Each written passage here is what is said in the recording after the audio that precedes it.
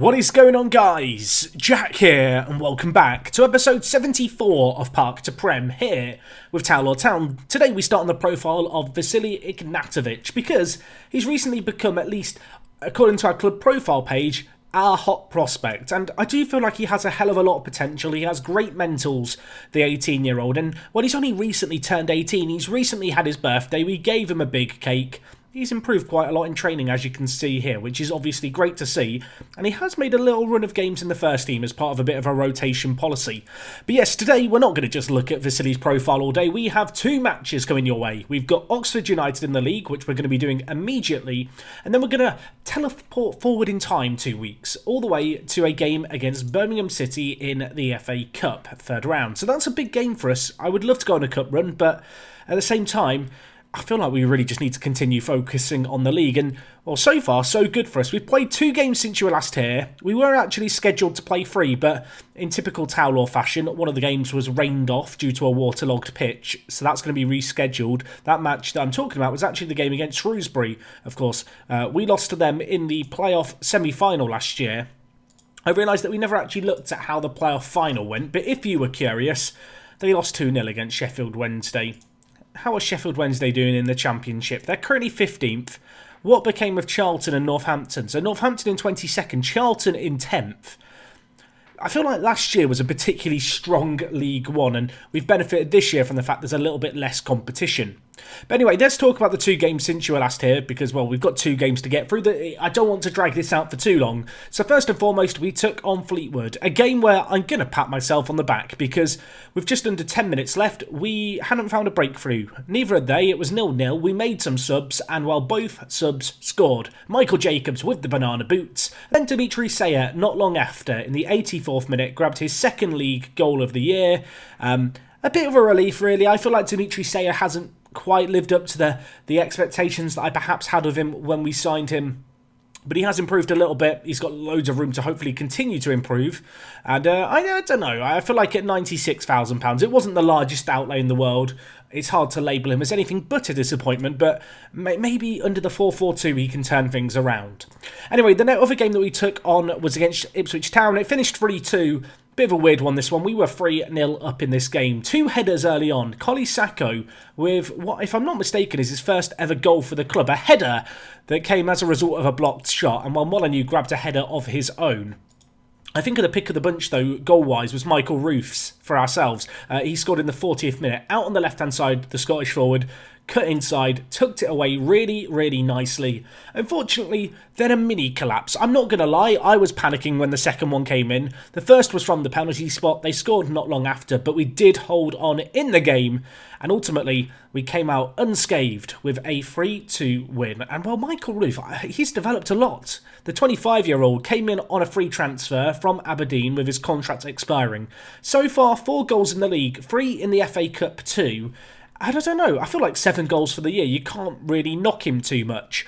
With the recent system change, he has become the kind of go-to poacher alongside Molyneux.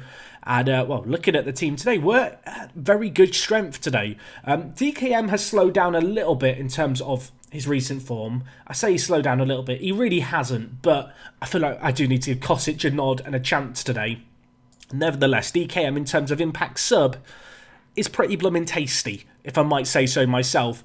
Elsewhere in the team, you'll notice that Sacco is currently in at box-to-box midfielder. He has a 7.24 average rating in his last 5 games playing there. Meanwhile, Needham, who has had a little bit of an injury, only averaging a 7.0. So, yeah, a bit of a changing of the tides in the midfield. I feel like I perhaps overly pick the team based off form, but at the same time, I don't necessarily think it's the worst way about going with things.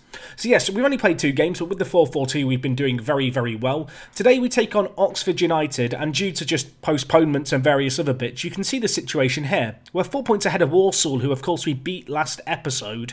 A win in our game in hand would pull us even further clear and also put us top of the table. Bradford currently sit top of the pile. Meanwhile, Oxford United, currently 6 points behind us, have a very good goal difference. This isn't going to be an easy game against them to start things off here, but being at home, given our recent form, I'm half expecting us to put on another dominant display. We've not looked impenetrable defensively as of late, but goal scoring is something that we have just been doing in abundance. And, well, given the goal-scoring nature of both ourselves and Oxford United, I could see a few flying in before the game is over. So yeah, we've hit that critical part in the year, I feel like, the December crunch time. You know, the fixtures are starting to flood in. We're approaching the halfway point in the year. And ever since we've changed systems, we've looked like a completely different team. We've kind of now, I feel like, started to match that pre-season billing. There's no denying that we were underachieving, currently in 4th place. The media prediction was 1st place. I feel like media predictions in Football Manager are usually a pretty good kind of indicator of how good your players are and how good your squad is. I feel like we've built a really good squad here at Towlaw, so I don't feel like it was an unfair reflection to have us down as favourites, but we hadn't really shown it. Slowly but surely, that's kind of come to fruition, and well, it may well continue to, as Andre Dazelle picks up his 2nd goal of the year. Molyneux, I thought, was just going to tuck it away easily for another goal to add to his scrapbook, but his shot was blocked. Little bit of fortune, I guess, about the way it fell to Andre in the centre of the midfield, but the questionable goalkeeping, perhaps. The keeper got a hand to it, couldn't put it wide, and we go a goal up very early on, and Walsall, our big promotional rivals, trailing against Rotherham. Rotherham, of course, relegated down to this league from the Championship. Last time I checked, they were in the relegation zone, so they've really not been going well. Walsall are certainly expected to beat them. So a chance for us to capitalise on a possible slip-up there, although I feel like Oxford have got more to give than they've shown so far in this game, especially if Williamson does that. He's forgotten that the ball exists. Hugo there to mop up the pieces after Smolio made a vital stop. We'll breathe a slight sigh of relief, but it's a little bit nervy, isn't it? It's only 1-0 and we go back to the keeper. Since we changed systems, I do feel like we've given the ball away less in this kind of situation, which is hard to work out exactly why, because you'd think with one less centre mid, it would cause more issues, but I feel like, I don't know, the extra forward, the wider midfielders, the link-up play is just a bit more natural. And of course, with this system, we do play slightly more direct and slightly more, I guess, just hoofball-y, for lack of a better word. We love to lump the ball forward with this system and catch teams out, as well as hold on to the ball where we can. Anyway, at the break, it is 1-0. We'll take that, I think, but we need to keep it going. Oxford, they have quality, they can turn it around. You can see for both teams, condition a little bit of a concern, perhaps slightly less so for us. Fixture congestion has been a factor, and with Sacco on a booking, I know my assistant is telling me to tell him to ease out of tackles. I'm actually weighing up taking him off for Needham, and I think we will do it after this highlight plays out. Again, lumping the ball forward there, on that occasion looking for Kosic to get in behind. The ball kind of got away with him, but we might have another chance here. Molyneux, oh my word, that's a tidy finish, isn't it? Another goal where they get a vital blocking with Molyneux having an initial shot, but it just falls back to one of our men. In this case, it was himself. And a tidy little finish into the bottom corner. I think their keeper may have been caught off-footed by the blocked shot. But make no mistake, that's a really tidy finish, and that eases the nerves, doesn't it? That makes me feel a lot more comfortable just bringing in Needham in this game. You can see Kosic hasn't had the best game out on the right-hand side. I'm going to be controversial here, folks. I know he's a bit of a fan favourite and he ended the year wrong, but he's not irreplaceable in the team. We're going to move Shuttleworth out onto the right. DKM is going to come on off the bench on the left as part of a double change. And, well, we'll see if we can keep pushing onwards and upwards. I would love to get a few more. You know, assert our dominance, solve our goal difference problem. I feel like the 5-1 defeat we had against Leyton Orient was probably the best result we've had all year in terms of, since then and since the system change, we've kind of just looked like an angry machine, a team looking for vengeance, looking for a way to redeem ourselves after that embarrassment. And, well, it looks like we're going to put in another top draw performance here. Given how this season is playing out, I am half expecting us to balls it up at the back here and lose the clean sheet. That's kind of been a recurring trend here, which fortunately hasn't come back to bite us too much. Anyway, Ray's bringing the ball forward here, down the left-hand side, the Portuguese left-back, plays it across to Andre Dazelle, who switches out to Shuttleworth, falls to Molyneux, back to Shuttleworth, lovely build-up play, lovely goal, and well, I feel like Shuttleworth's really come of age. It's his 4th goal of the year. It's his 4th season as well, playing for the mighty Towlaw. Joined us when we were in the National League. And every year he's kind of been this solidish backup player who occasionally has had a really good month. This year, he's really come into his own this season. He's been just the creative hub of this team. I always felt like his lack of pace was going to hold him back as an inverted winger, but his acceleration has gone from 8 to 10, which I guess isn't the craziest of improvements, but I feel like it's covered that gap somewhat in his game. And, well, he's turned provider again there, as that is a ridiculous tackle. Needham is getting a straight red. What were you thinking? Also, the referee didn't hold the card correctly there. Not that I'm one to judge. I can't believe what I've just witnessed. On off the bench, and he does that. The good news is, we're 3 goals up. There's 5 minutes left. For once, a red card, I mean, barring an absolute calamity, isn't going to come back to haunt us. I'm feeling confident here, folks, that we can't blow this lead. Although, if they score now, maybe I start to panic. Okay, the linesman has bailed us out. What was a moment of, I guess, what's the word? Worry? I don't know if worry is the right word. Not worrying, but thinking, oh my gosh, could it happen? But no, he was offside. I thought he was offside. And I'm happy now, game. Just get to the end of the game. Give us the 3 points. Give us the 3-0. Lovely result there. Now the question is, how did Walsall get on? And also, how did Bradford get on if they were playing? Did Rotherham United do us a favour? Did you do it for us, Rotherham? Where are you, Rotherham? Where are you? Look at that. 2-1 they beat them. And with that result, they came out the relegation zone. So fair play to Rotherham. That result there now sees us 7 points in the automatic promotion spots with a game in hand. And suddenly, we look handsome. We look good. We look dapper in our suit.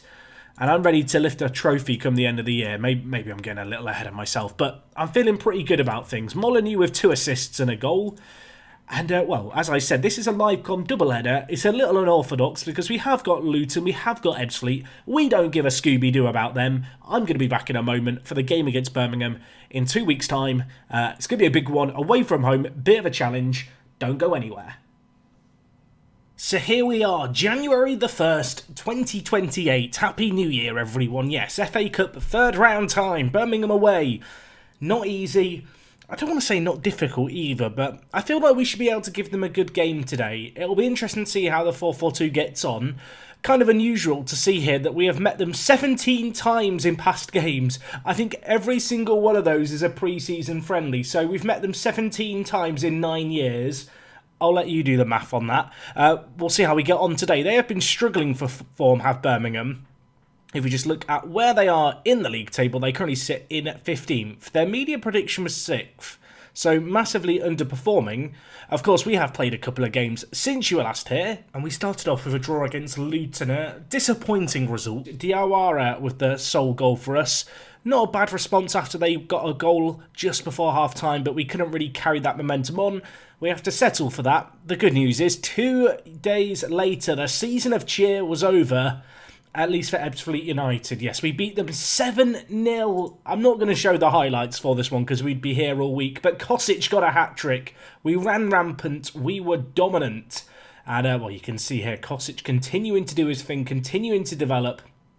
And, well, in one game, he doubled his goals scored for the season, which is not too bad.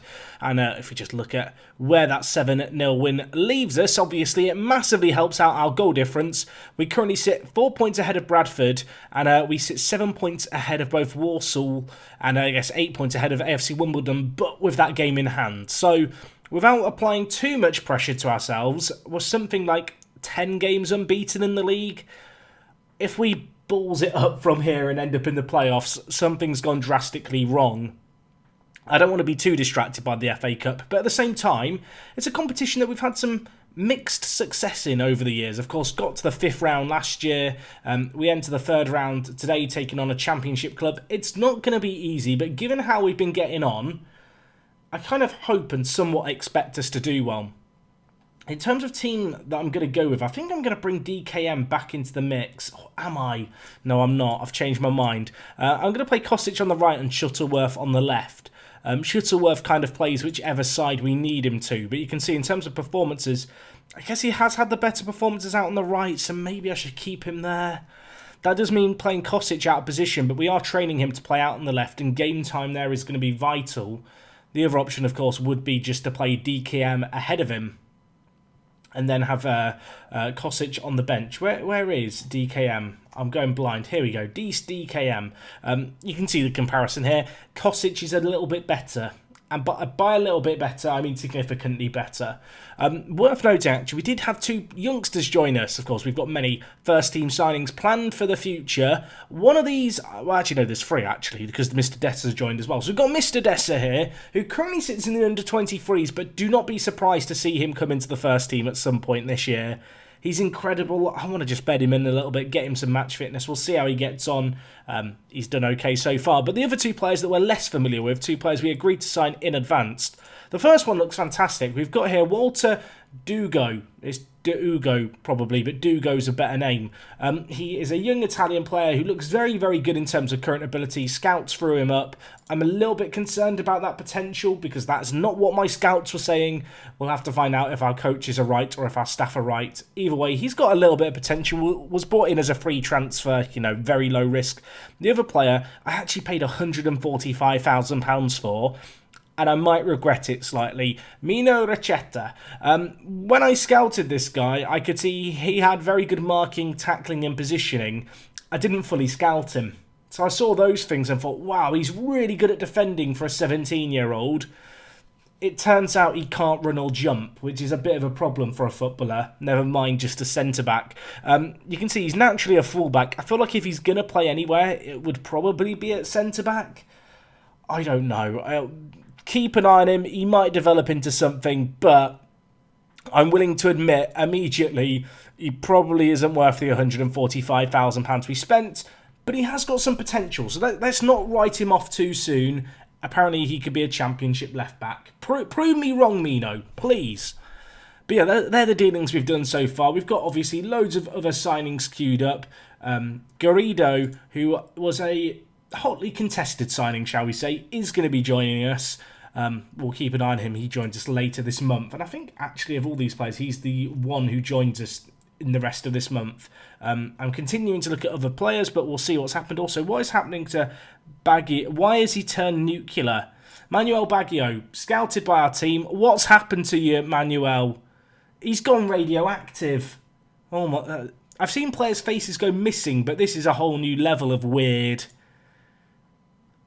I don't know what to say. I do want to quickly talk about Darren Budd, because he's had a lot of interest in him. He has, to come through our youth ranks, he joined us last year, somewhat in the shadow, I guess, of Turnbull, who I'm hoping we can see here. Yeah, we can.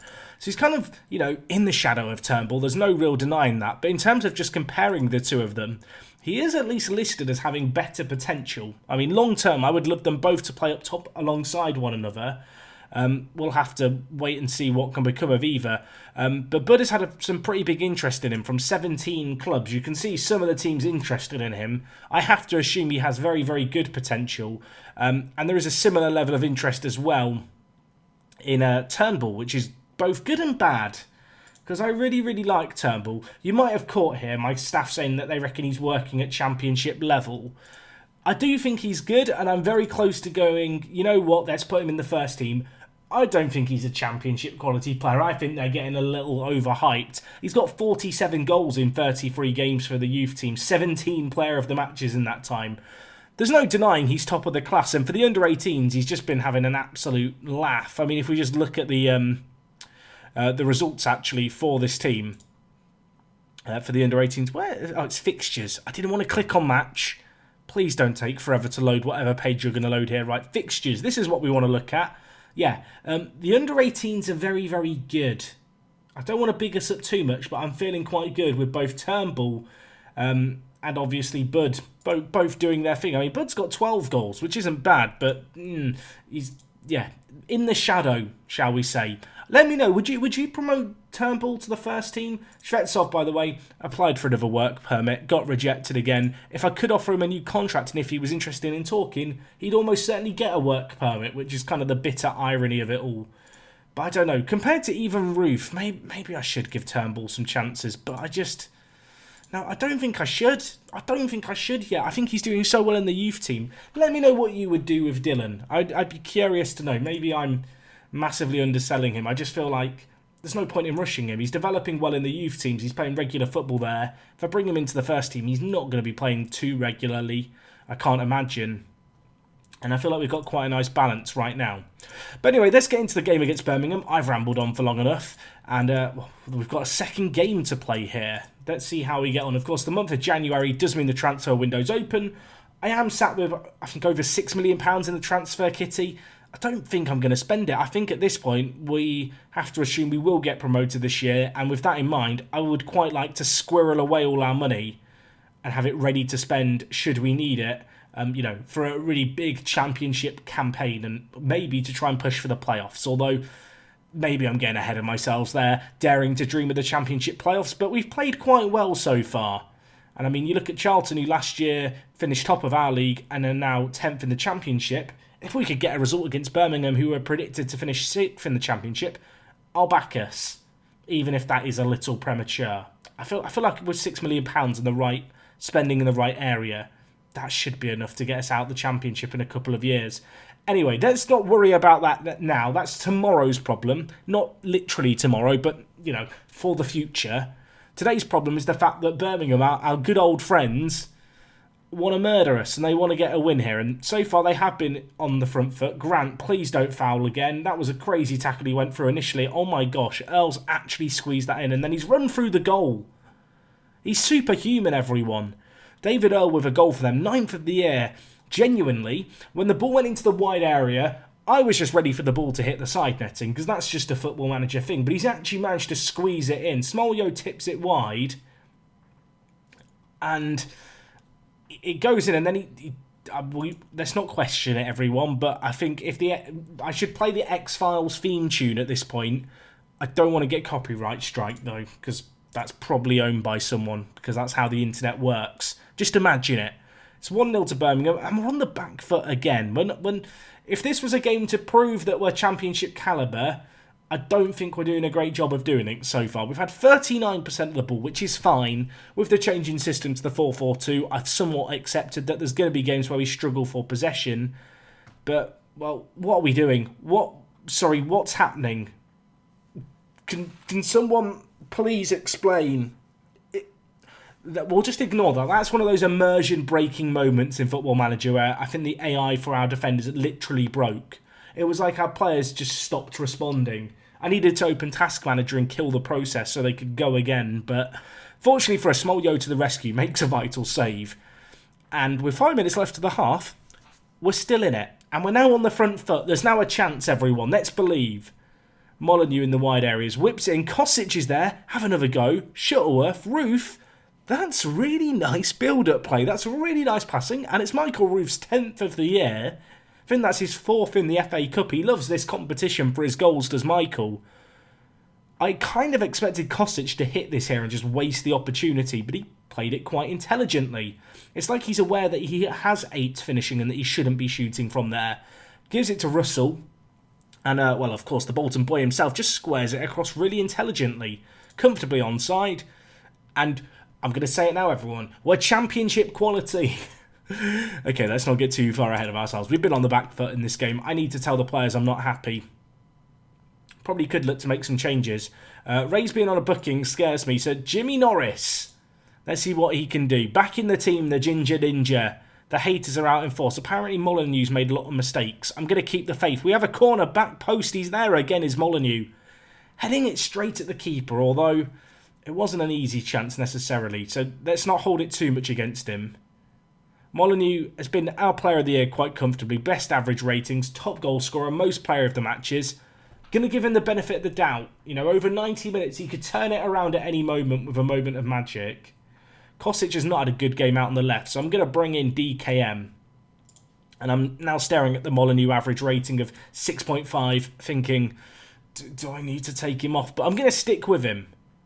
The awkward thing really here would be if it went to a second leg, because I really, really don't intend to do a second match, a third match this live com. I've not got time to do it and get the video up, so we kind of want this game to be resolved after 90 minutes, everyone, because I'm not going to have time to get this video up the day that you're seeing it and play another match, because it's currently 11:30 at night, and I want to go to bed.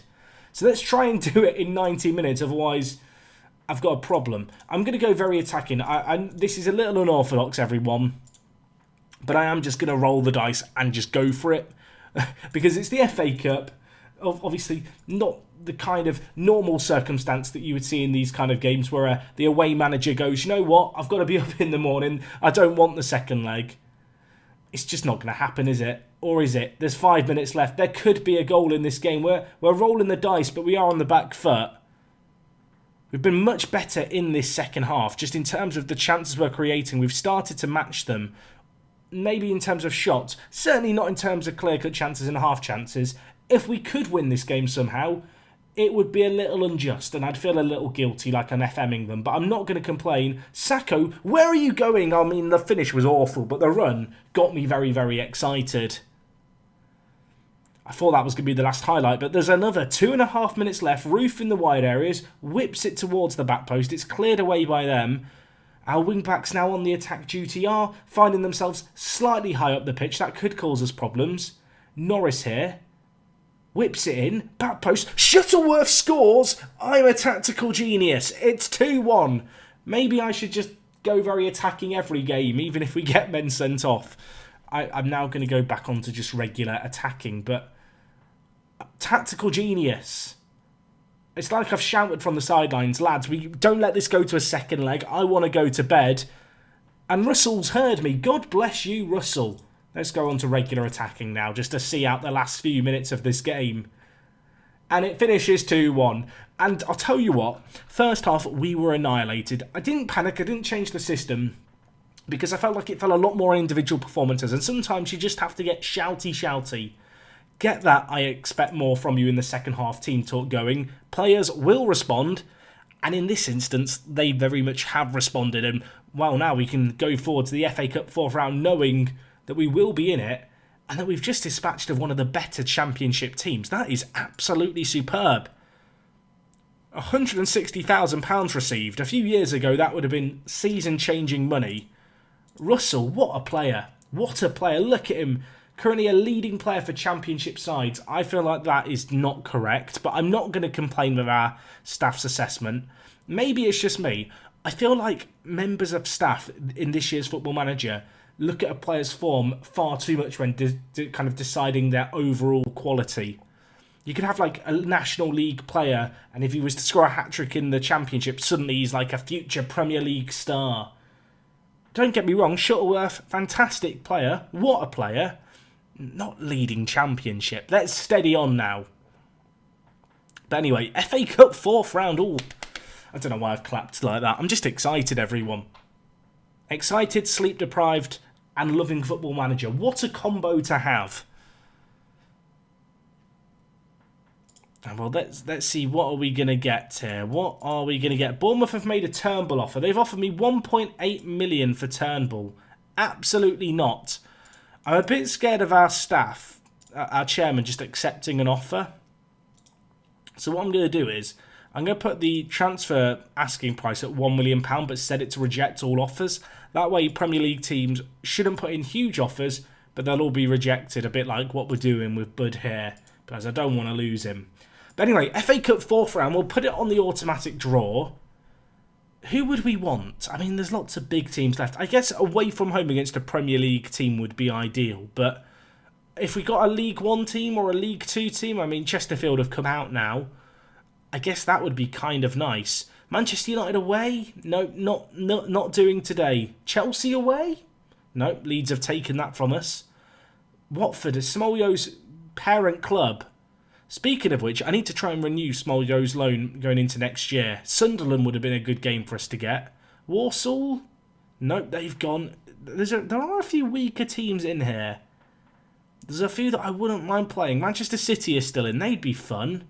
Liverpool was still in as well, although they've now crashed out. Reading or Crawley? That's not a glamorous tie either way, is it? No disrespect to either fan base. We've got Leicester away. Oh, I like that. Leicester, just have a quick look at them.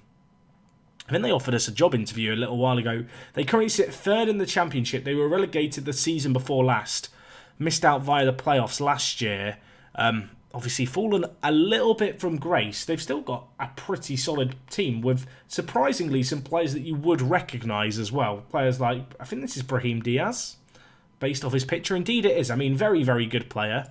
You can see they've also got players like Hamza Chowdhury still. Stoyansu, I think that's how you say his name, is in their team as well. That's not a bad little team. This is going to be difficult. They've got Jedvai as well, the Leverkusen right back, or I don't know if he still plays for them, but potentially former Leverkusen right back. We play them in 2 weeks' time, so I guess we're coming back for it. I feel like now the league is looking slightly wrapped up, so with that in mind, I feel like we have to focus on the FA Cup. We're still in it.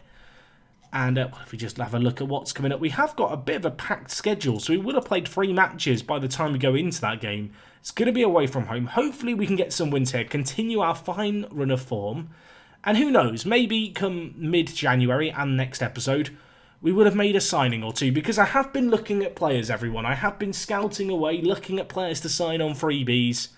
You know me, I'm always looking for the next big thing, the next player to wheel or deal. And there are some quite interesting players there, including Pendant, former fan of the channel. That doesn't make sense. He's not a fan of the channel. What I mean is, he's been a fan favourite on the channel at left back, although we don't really need a left back anymore because we have Norris and Reyes. But if I wanted to get in another, I mean, how does he compare to Reyes? I mean, he's not as quick and he's not as runny, but he is 30 years old and a bit more experienced. I don't know, it's tempting. No, Norris put in a good performance. We don't need you, Jason. I'm sorry. I'm getting distracted, folks. I'll see you again tomorrow. Thank you for watching. Thank you to Shuttleworth for scoring that goal and sparing me further sleep deprivation. It's me, Jack. And yeah, I will talk to you guys in a bit. I'm out.